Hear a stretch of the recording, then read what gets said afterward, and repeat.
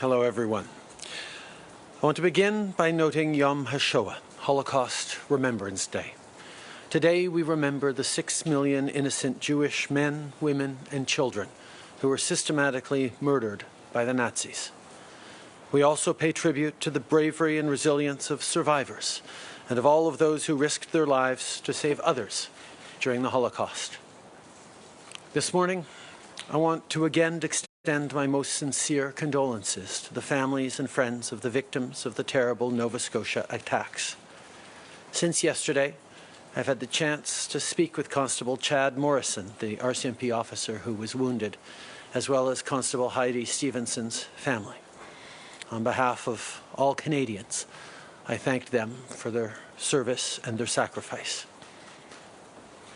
Yesterday, when I offered my sympathies to the RCMP officers who support me, I was amazed to see how many of them knew Heidi and had incredibly fond memories of her. They'd worked with her on the musical ride. They remembered her as an extraordinary person.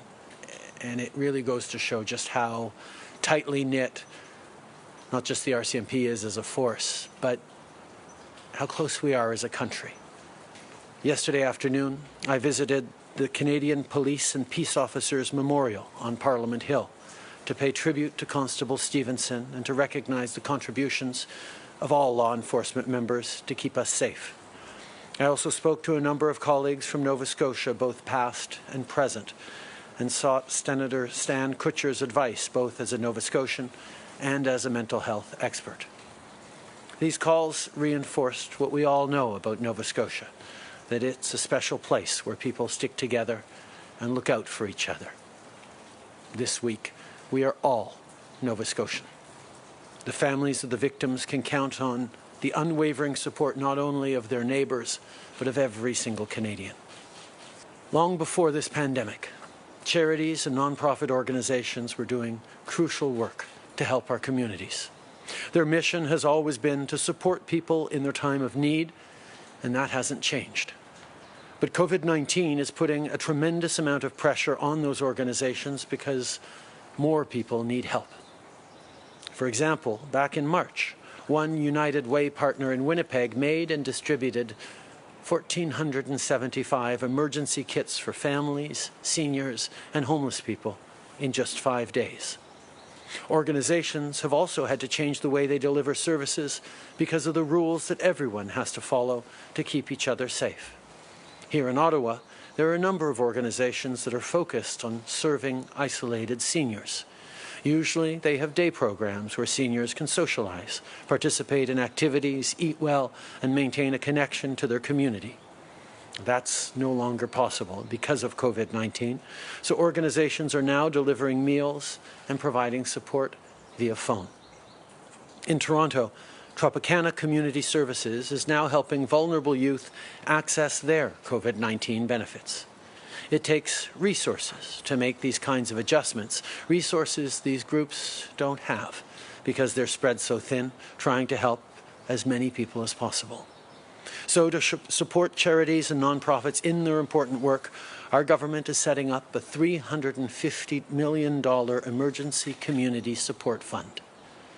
A portion of these funds will go directly to smaller, independent frontline organizations, and the rest will flow through national organizations like the United Way, Community Foundations Canada, and the Red Cross that can get funds to local organizations and vulnerable people quickly. This is money for things like training volunteers, increasing at-home deliveries for seniors, or driving people with disabilities to appointments. With this fund, we're giving more resources to charities and nonprofits so they can adapt to the new realities and difficulties brought on by this pandemic. Our government is also helping business owners and entrepreneurs adapt to a new reality with the Canada Emergency Wage Subsidy. This new measure gives qualifying employers up to $847 per employee each week so they can keep people on the payroll. Today, we're launching a new calculator on the CRA website so businesses can determine the amount they can expect to claim through the wage subsidy. Employers will be able to apply as of this Monday, April 27th. Later today, Minister Duclos will be providing more details regarding the rollout of this program. And I want to turn now to some encouraging news on the innovation front. Our Supercluster initiative brings together small, medium-sized and large companies, academic institutions and not-for-profit organizations to generate bold ideas and innovate. So a few weeks ago, the Digital Technology Supercluster challenged its network of over 500 firms to come up with solutions to help Canadians get through this pandemic. They received over 300 submissions, and they are now moving forward on a number of key projects.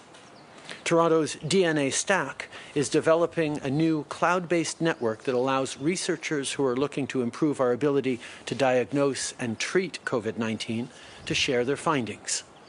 Another company, FoodX, is working with its partners to develop an e-grocery management system to make sure our healthcare workers, seniors and others have access to fresh food during this crisis. Canadian innovators are among the best in the world, and it's great to see so many of them use their talents to help our communities. This is yet another example of what we can achieve when we work together as Team Canada.